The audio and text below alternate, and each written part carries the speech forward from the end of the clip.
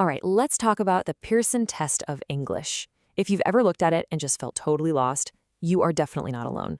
But stick with me because in the next 5 minutes, we're going to pull back the curtain and make this whole thing make sense. You'll know exactly what you're walking into. So you're looking at the PTE for the first time, right? And it's just a lot. All these different sections, weird question types. Yeah, it's totally normal to feel a bit overwhelmed. It looks super complex and honestly, kind of scary. But hey, that's exactly why we're doing this. Think of this as your cheat sheet, your roadmap. We are going to walk through the entire test, step by step, so you have a crystal clear picture of what happens from the moment you start to the moment you finish. Okay, first up is the big one, speaking and writing. And trust me, they call it the longest section for a reason. This part is a straight-up marathon. It's not just about your English, it's a real test of your focus and your endurance. So for speaking, your score really boils down to 3 key things: content, pronunciation, and fluency. What does that mean? Well, basically, did you actually answer the question? Could people understand what you said? And did you sound smooth and natural, not all choppy and hesitant? Nail those 3, and you are golden. Okay, let's take the read aloud task. Prep time here is everything. Here's a little trick. Don't just read it silently in your head. Actually whisper the words. You'll catch those tricky words before they trip you up. Then, when it's go time, pay attention to the punctuation. Those commas and periods, they're your secret weapon for sounding natural and boosting that all-important fluency score. All right, next up is describe image. And whoa, this one is fast. I mean, you get 25 seconds. Just 25 seconds to figure out what's going on in a chart or a graph. And then you only have 40 seconds to explain it all. It is a serious race against the clock.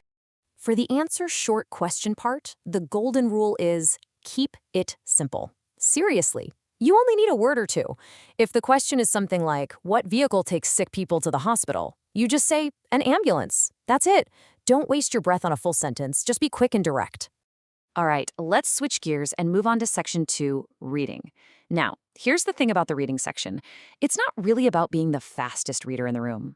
Nope. It's about being the smartest reader. It is all about strategy.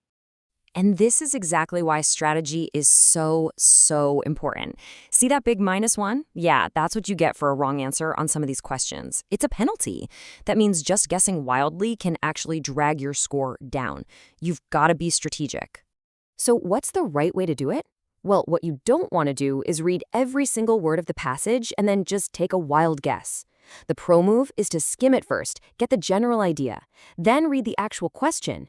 After that, you dive back into the text like a detective, looking for clues to eliminate the wrong answers one by one. It's so much more efficient. Now, the fill-in-the-blanks questions are a little tricky. They've got a 2-part trap. You see, a word might fit perfectly with the grammar of the sentence, but if it makes the whole thing sound nonsensical, it's the wrong answer. Your choice has to check both boxes, grammar and meaning. And that brings us to our final section, listening. I like to call this the one-shot challenge. Why? Because you hear every single audio clip exactly 1 time. That's it. No replays, no do-overs. You get 1 chance to get it right. So, if you only get 1 shot, what's the most powerful tool you have? It's not your headphones, I'll tell you that. It's a simple pen and paper.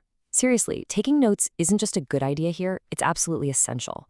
It's pretty much the only way you're going to remember the key details you need to answer the questions. So let's lay out the game plan for listening. Rule 1, the audio plays once automatically. Rule 2, you need to be scribbling down notes, main ideas, important details, anything that seems key. And this is a big one. Rule 3, do not try to read the questions while you're listening. It's a recipe for disaster. Just listen, take your notes, and then use those notes to figure out the answer. Okay, let's try a little pop quiz right now. Imagine you've been listening to this whole thing about how bad stress is for your health. The speaker is wrapping up and they say this: therefore, it is important for anyone suffering from high levels of stress to, and then it just cuts off. So what's the logical next phrase? Based on everything you just heard about stress and health problems, what do you think they were about to say? What's the natural conclusion here? Right. The obvious answer is see a doctor. It just makes sense in the context of the topic. And that's exactly what this type of question is testing, your ability to listen to the context and predict where the conversation is going. Okay, deep breath. We've just sprinted through the entire test. So let's bring it all home and talk about the key takeaways, the big picture strategies that apply across the board on test day. Think of this as your final mission briefing. It all comes down to this. Know how you're being scored. Use every single second of prep time like it's gold. Get really good at eliminating wrong answers. Listen for those key words that act like signposts. And for the love of all that is holy, type what you hear, then double-check your spelling. These are the fundamentals that will carry you through. Look, at the end of the day, the PTE isn't some big, scary mystery. It's a system. It has rules, it has patterns, and it can be learned. Now that you know how it works, the only question left is, are you ready to go out there and master it?